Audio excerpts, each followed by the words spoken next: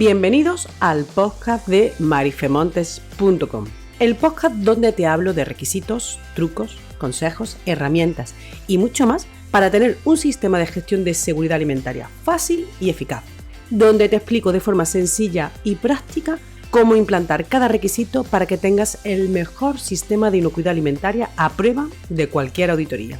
Bienvenidos y comenzamos.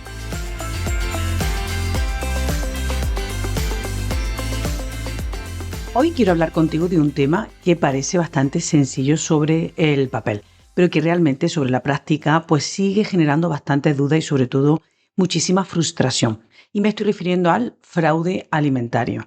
Y es verdad que cada año estamos viendo titulares de productos adulterados, ingredientes que han sido sustituidos, orígenes que son falsificados y prácticas que realmente ponen en riesgo la confianza del consumidor. Y cuando esto ocurre, al final, tarde o temprano, acabamos haciéndonos siempre la misma pregunta. ¿Qué estamos haciendo en nuestra empresa para prevenir que nos ocurra algo de este estilo? Y es que, es verdad que tenemos normas como son IFS, BRC, FSS 22000, que nos van dando guías claras de qué tenemos que hacer para gestionar el fraude. Y que a veces realmente lo hacemos demasiado complejo, lo hacemos demasiado complicado. Porque muchas empresas siempre se enfocan en ese fraude alimentario como un ejercicio puramente documental. Tenemos que tener una matriz, un par de firmas, una revisión anual y poco más. Pero en realidad no tenemos lo que las normas nos piden que vayamos un poquito más allá. Hoy vamos a recorrer juntos este camino completo, desde cómo hacer la evaluación de vulnerabilidad, que es realmente tu punto de partida, hasta la monitorización continua, que es lo que realmente está demostrando que tu sistema sí que funciona. Vamos a hacerlo de una manera muy práctica. Te voy a poner algunos ejemplos, te voy a dar algunos trucos y consejos que te van a ayudar a poder evaluar de una manera simple, realista y realmente adaptada a tu industria, evitando que todos esos sistemas llenos de casillas, pues nos nublen el resultado final. Así que continúa conmigo, que vamos a entrar de lleno con el fraude alimentario. Y por supuesto, antes déjame que te recuerde que si vas a mi página web, marifemontes.com, vas a encontrar la pestaña de podcast y ahí vas a poderte descargar los apuntes de este y de todos los episodios que vaya publicando. Y por supuesto, pues también te aconsejo que hagas una visita rápida por la pestaña de cursos, donde ahí seguro que vas a encontrar más de un curso adaptado a tus necesidades, donde todos ellos están enfocados a sacar la mejor parte de tu sistema de seguridad alimentaria, con trucos, herramientas y muchos consejos para que tu sistema de gestión sea realmente práctico y concreto. Continuamos con este episodio donde vamos a ver realmente lo que nos piden las normas de seguridad alimentaria. Y es que realmente, pues antes de meternos de lleno sobre las herramientas y los trucos, quiero que hagamos una revisión para que tengamos una visión clara y sencilla de lo que realmente nos están pidiendo estas normas. Porque si algo he comprobado en auditorías que he ido haciendo a lo largo del tiempo, es que hay una mala interpretación de todos estos requisitos que al final acabamos teniendo sistemas demasiado complejos por esa mala interpretación o por no adaptar correctamente estos requisitos en tu sistema. Vamos a empezar, por ejemplo, con la norma IFS, en este caso IFS Food versión 8. Esta norma lo que nos pide es una cosa realmente muy sencilla, es que evalúes tus materias primas, identifique si existe algún riesgo de que puedan ser fraudulentas y aplica medidas proporcionadas a ese nivel de riesgo. Fijaros que en una frase podríamos resumir ni más ni menos lo que nos estaría pidiendo IFS. No nos pide que haga tablas complicadas, que tengamos unas fórmulas de cálculo muy extensas, ni matrices que sean difíciles de interpretar. Lo que buscamos es que tengamos un criterio claro, que haya una coherencia con el resultado final y con lo que se espera obtener en ese resultado final y que seamos capaces de justificar estas decisiones que vamos tomando en función de estos resultados. Y es que la norma insiste especialmente en dos puntos. Uno es que hagamos la evaluación en función del riesgo, es decir, que siempre esté basada en riesgo y que todos estos controles sean eficaces. Esto significa que si un producto es clasificado como de alto riesgo, no vale solo con escribir o con tener un ranking de riesgo, sino que tenemos que demostrar que aplicamos acciones para poder reducir este riesgo para esa materia prima. Si luego nos vamos a la norma BRC, Food versión 9, es verdad que es un poquito más estructurada, tiene una estructura un poquito más lógica, pero no va mucho más allá de que lo describe con más detalle, pero que los resultados van a ser o deberían de ser los mismos independientemente de la norma que tomemos como referencia. En este caso, la norma BRC lo que nos pide es que la evaluación debe de ser específica para cada materia prima o grupo de materias primas. Es decir, si nosotros tenemos un pimentón y pimienta negra, pues deberíamos de analizar el riesgo por separado de estas materias primas, o si consideramos que, bueno, pues son de la misma naturaleza, podríamos unificarlas. Pero sí que tiene que quedar claro que hemos evaluado el riesgo de cada materia prima. Y aquí es verdad que esta norma pues sí que nos hace un poquito énfasis en fuentes externas que podemos usar, como el RAPS, como Horizon Scan, como informes de fraude o base de datos de datos públicos. Esto es verdad que no es sencillo, no es una tarea fácil, pero que tenemos que ejecutarla dentro de nuestro sistema. Y aquí es donde viene otro punto que BRS también nos describe, es que lo haga un equipo multidisciplinar, es decir, que involucremos al resto de departamentos, como puede ser compra o como puede ser producción o logística, para que nos ayude a gestionar correctamente el fraude. Y por último, si ya vemos los requisitos que en este caso FSS 22000 nos pide, pues como la propia norma ya está basada en una norma ISO, cierto es que se centra un poquito más en un enfoque más de sistema. Por eso, para la FSS 22000, el fraude no se gestiona como un documento aislado o un requisito aislado, sino que pretende que sea tomado, considerado como un contexto dentro de la organización, dentro de ese control operacional y que haya, bueno, pues forme parte de esas comunicaciones que tengamos dentro de la empresa. En este caso, FSS 22000 también tiene 3 puntos que podríamos resumir de forma clara. Es que tengamos o dispongamos de una evaluación documentada de vulnerabilidad, que definamos un plan de mitigación y que se haga una revisión periódica pues basada en toda esta información que a lo largo del año debemos de ir recopilando. Es decir, si tenemos que nos cambian el origen de una materia prima, o si hay una alerta, o si hay variaciones de precio que se disparan, nosotros tendríamos que revisar nuestro plan. No porque toque por la auditoría, sino porque realmente el día a día no está aportando esa exigencia.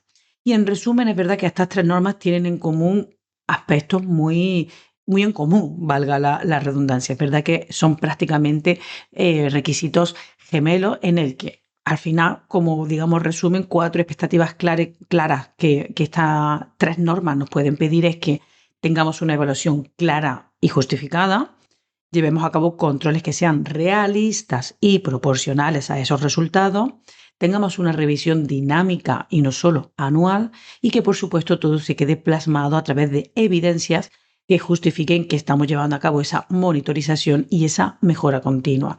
Esto realmente, si lo estamos entendiendo con la simplicidad con la que yo te lo he explicado, yo creo que ya tenemos el 50% del trabajo totalmente hecho. Ahora sí, ahora vamos a entrar al detalle con algunos apuntes que quiero pues, destacarte dentro de este requisito para que vayamos entendiéndolo con más detalle y seamos capaces de, lógicamente, una vez que estamos entendiendo bien qué es lo que las normas esperan que tengamos en nuestro sistema, así podamos trabajarlo con mayor eficiencia. Porque es verdad que cuando estamos hablando de fraude alimentario, muchas empresas se quedan en esta primera frase, ¿no? En que tenemos que evaluar la vulnerabilidad. Tenemos que tener una matriz con una serie de puntos, clasificar los riesgos y ahí ya una vez que los tenemos clasificados, pues ya tenemos el documento listo para enseñárselo al auditor y poco más. Pero no consiste en esto. Ya es que, bueno, te voy a poner un ejemplo, ¿no? Imagínate que pues tu empresa tiene un ingrediente que puede ser clasificado como de alto riesgo, lo dejáis anotado, durante meses no pasa nada, no revisas si hay alertas sanitarias, no revisas si ha habido algunas comunicaciones con el proveedor, bueno, pues tampoco estás muy actualizado con lo que va ocurriendo en el mercado, no sabes si realmente ha habido cambios de precios significativos o llamativos y cuando llega la auditoría, pues el auditor te pregunta qué has monitorizado durante todo el año para, bueno, llegar a la conclusión de que ese riesgo alto para esa materia prima X sigue siendo el mismo. Y ahí es donde ya te das cuenta de que no has hecho tu trabajo a lo largo del año, no dispones de los datos suficientes para poder responder con solvencia. Y eso es lo que vamos a intentar evitar con este episodio. Que por cierto, déjame que te haga un pequeño paréntesis y te recuerde que si aún no te has suscrito no te has apuntado, o no le has dado la campanita o no te has suscrito a ninguna de las plataformas donde me estás escuchando, bueno, pues te pido que lo hagas, porque de esta manera estarás ayudándome a llegar mucho más lejos con todos estos episodios. Así que si todavía no te has suscrito, no dejes pasar un minuto, suscríbete desde donde me estás escuchando, si es Spotify, si es desde Amazon, desde YouTube, desde la propia página web, y así de esta manera, bueno, pues va a estar siempre, te van a llegar las alertas de cada una de las publicaciones de mis episodios.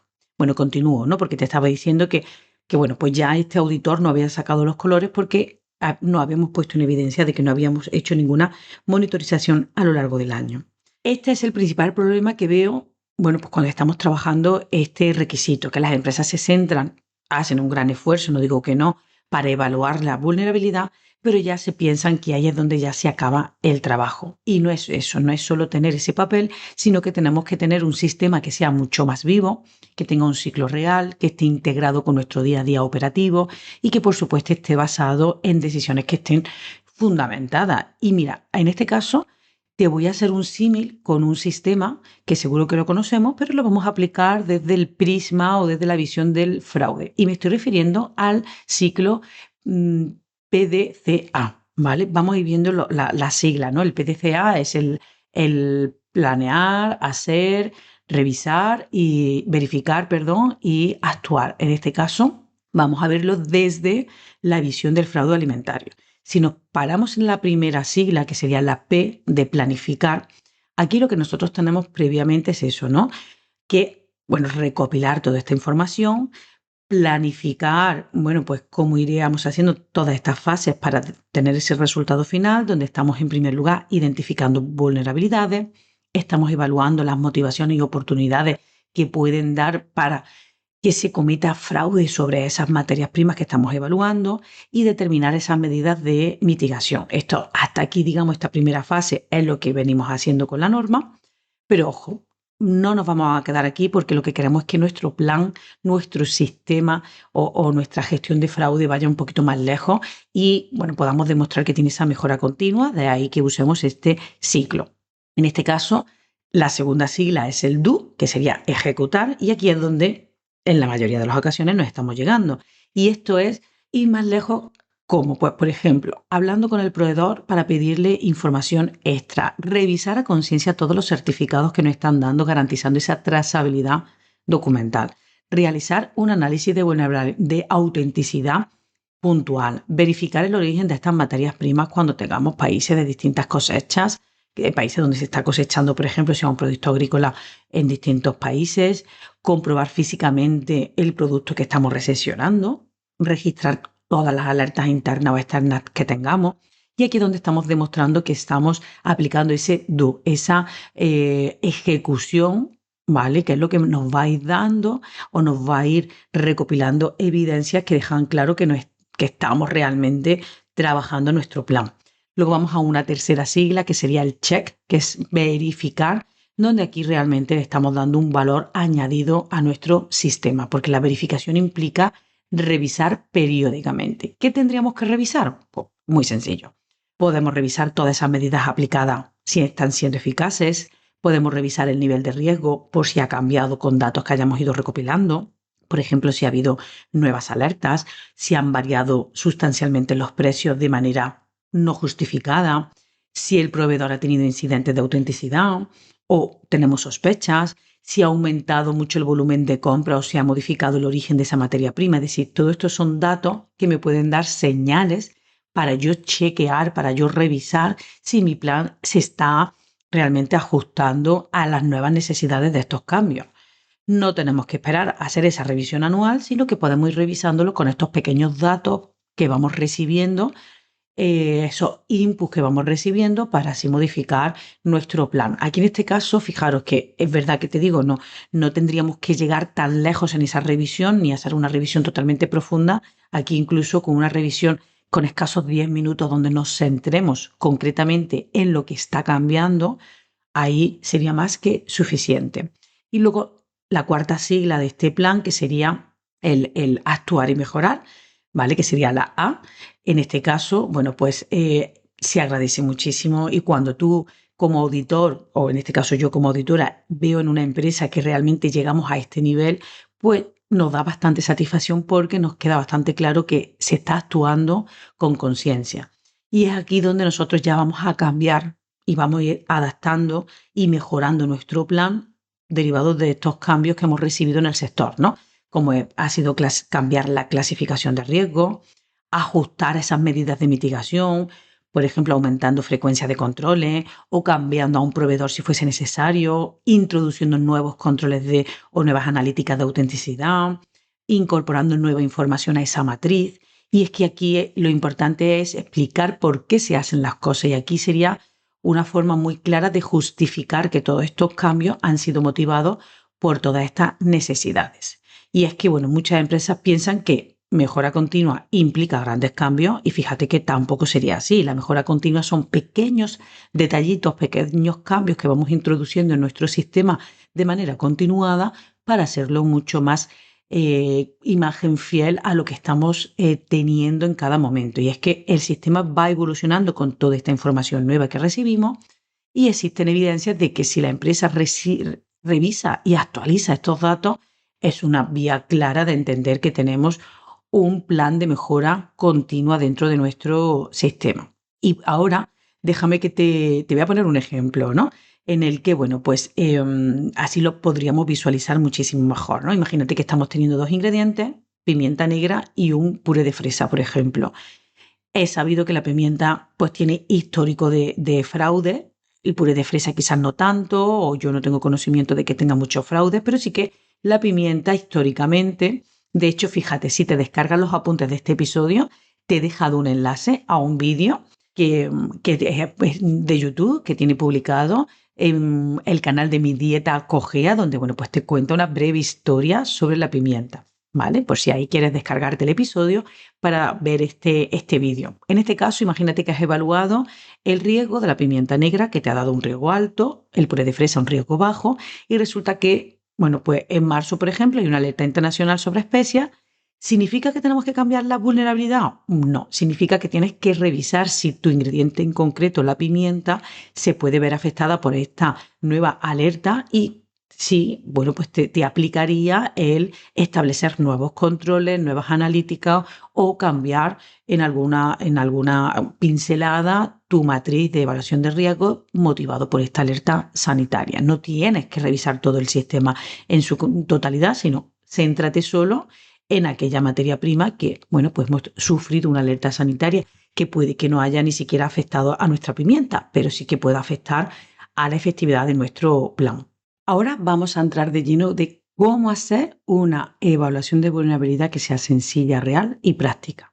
Ya te digo que cuando hablamos de fraude, a menudo la gente piensa que tenemos que tener sistemas muy complejos, tablas llenas de números, sistemas ponderados, y que al final vas a estar enrevesado, que nadie va a entenderlo, ni vas a ser capaz de explicarlo cuando estemos frente a una auditoría. Y tenemos que conseguir todo lo contrario, hacerlo simple, pero hacerlo bien. Sencillo no es superficial, sencillo es que sea comprensible, útil y operativo.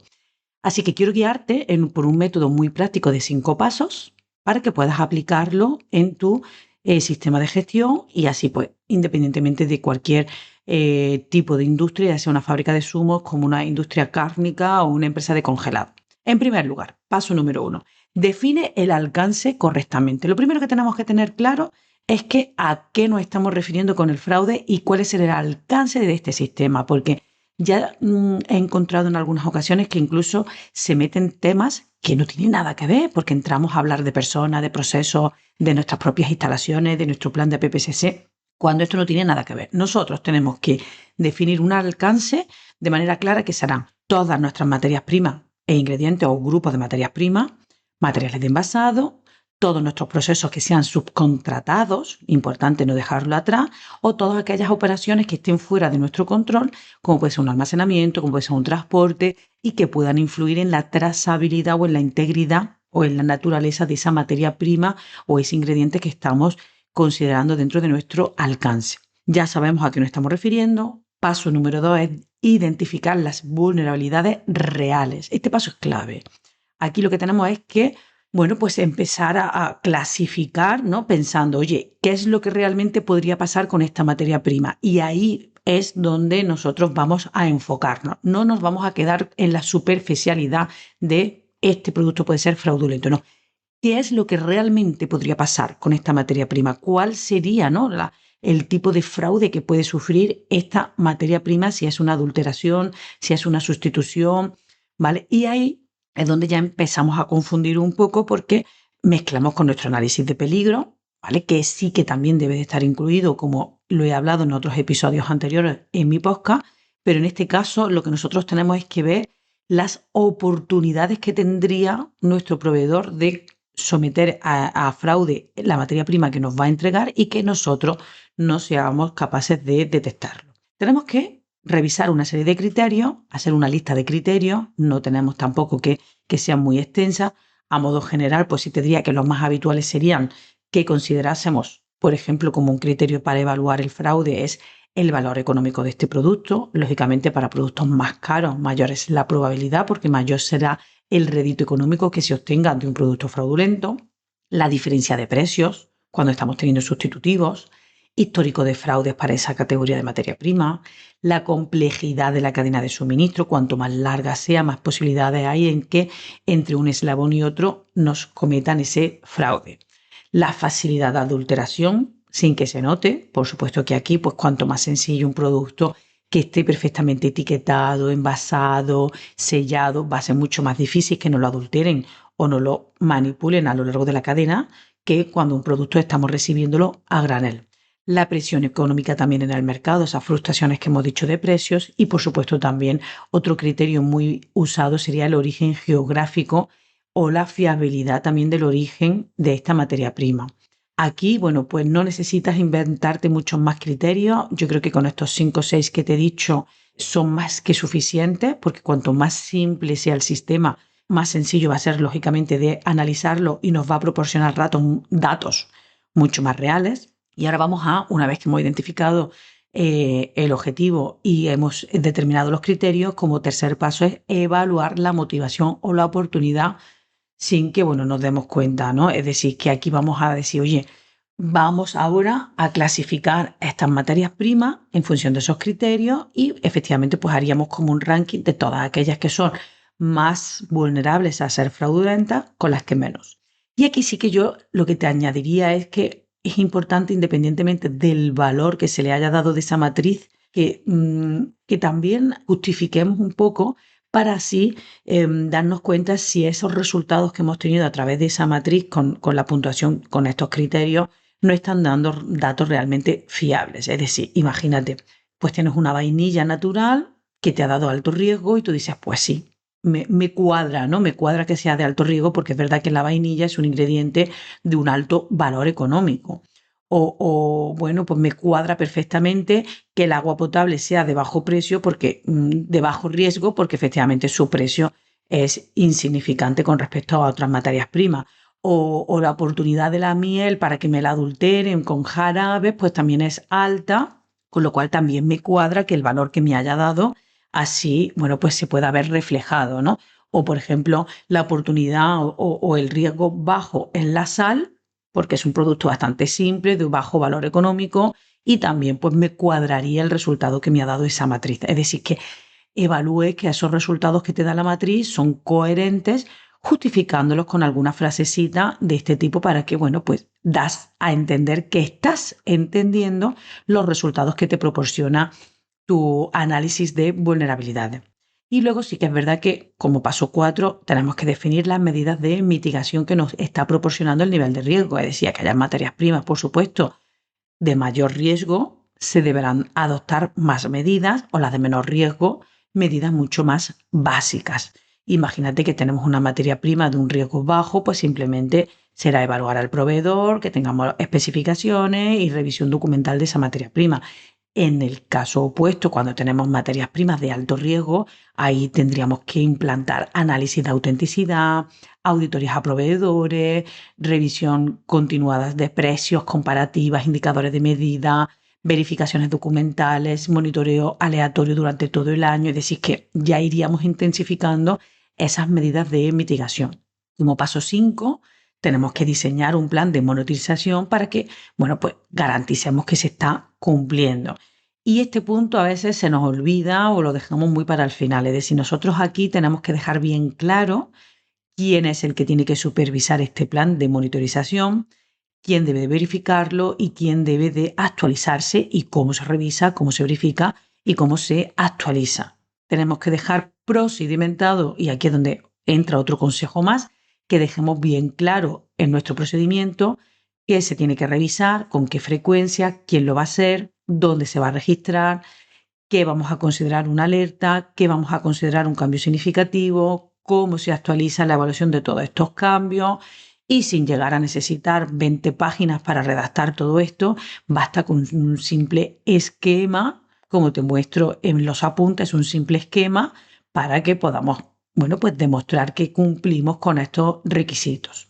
Tenemos que demostrar, en definitiva, que nuestro sistema de fraude tiene incorporada la mejora continua. Y en este caso, bueno, pues tenemos que garantizar que, bueno, pues nuestro sistema está vivo, empieza desde lo pequeño, empieza con pequeños detalles, donde estamos revisando las distintas alertas que van ocurriendo a lo largo de los días, donde estamos observando al proveedor si nos cambia el origen de una materia prima, estamos observando los datos que nos proporciona, los documentos que nos va dando el proveedor y los vamos comparando con analíticas que nosotros podemos planificar.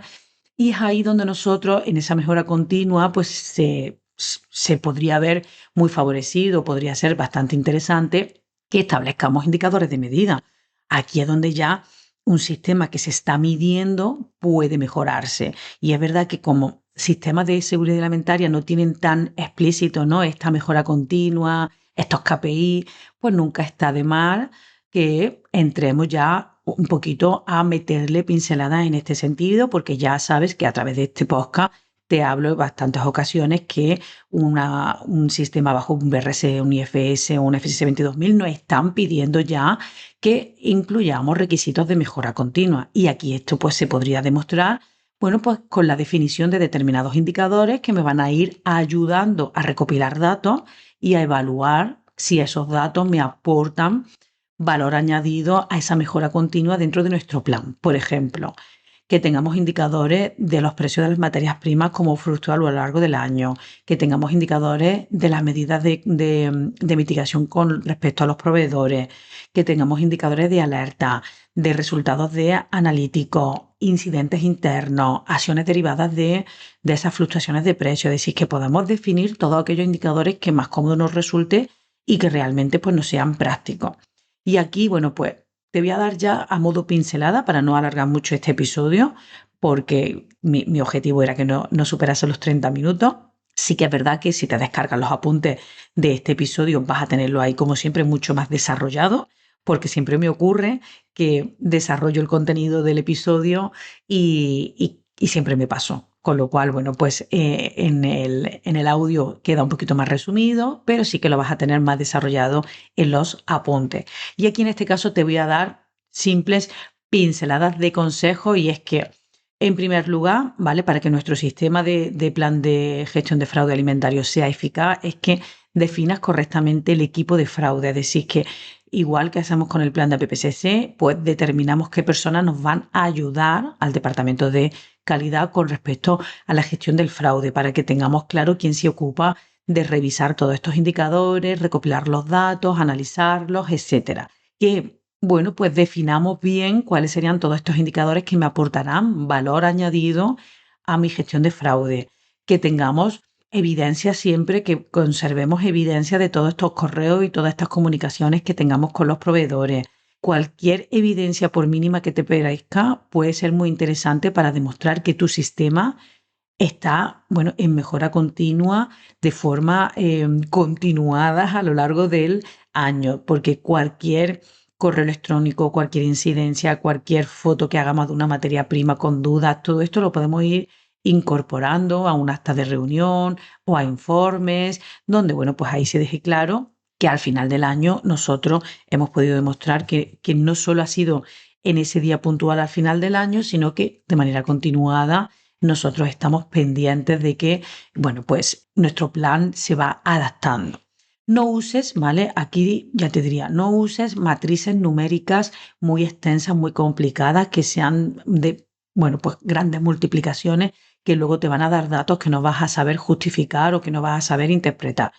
No uses muchísimos criterios. Ya te he dicho al principio que con 5, 6, 7 criterios a lo sumo sería más que suficiente para que nos den valores reales y valores coherentes.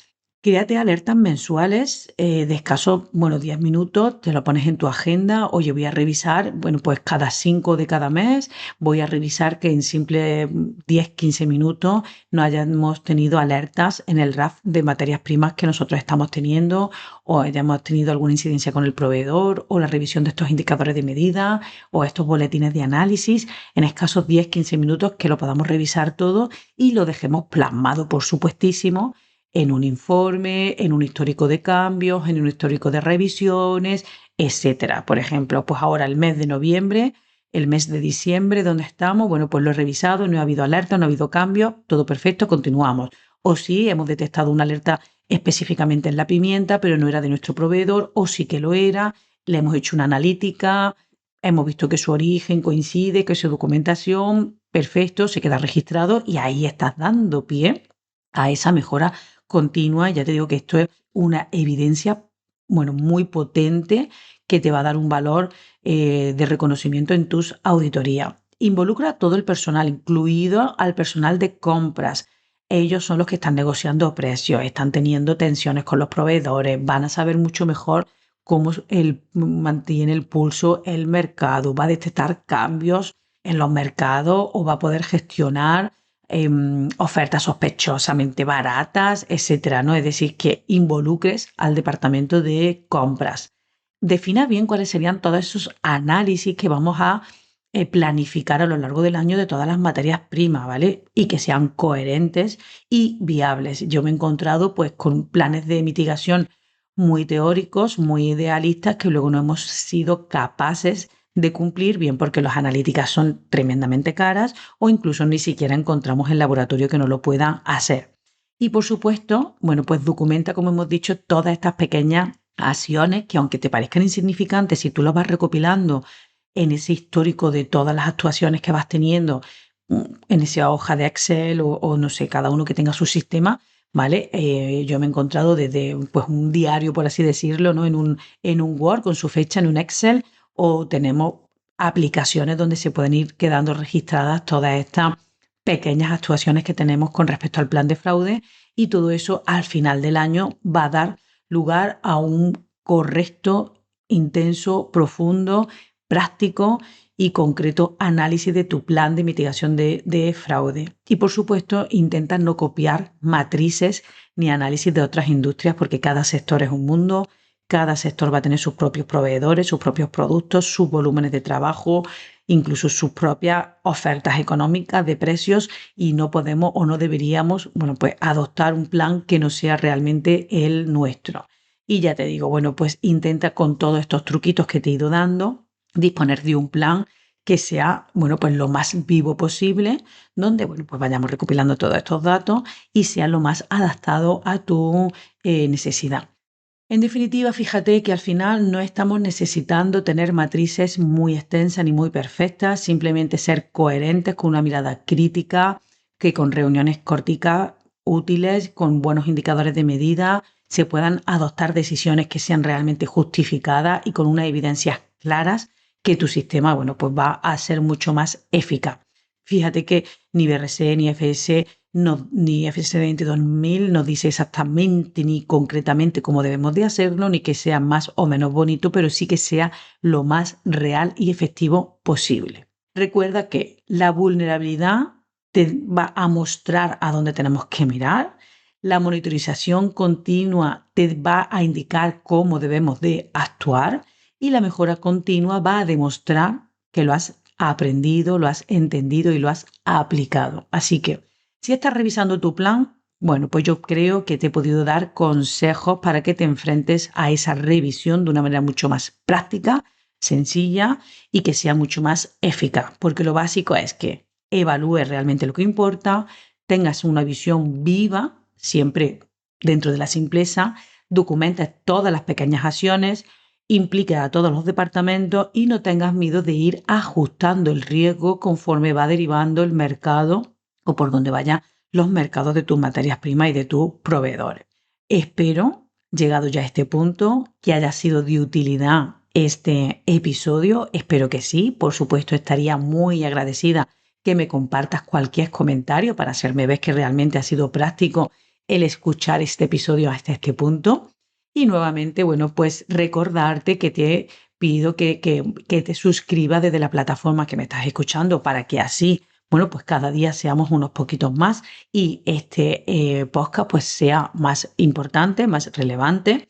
Por supuesto, nuevamente te dirijo a mi página web, marifemontes.com, donde vas a poderte descargar los apuntes de este episodio y de todos aquellos que te resulten interesantes. Y no olvides que también está la pestaña de cursos, donde, bueno, pues ahí vas a poder ver todo el catálogo de cursos que tengo en seguridad alimentaria y en concreto la nueva pestañita de videocursos, ¿vale? Son cursos que tendremos para el año 2026 muy, muy, muy práctico. Así que, bueno, pues espero que te haya gustado este episodio y, por supuesto, nos vemos la semana que viene. Chao.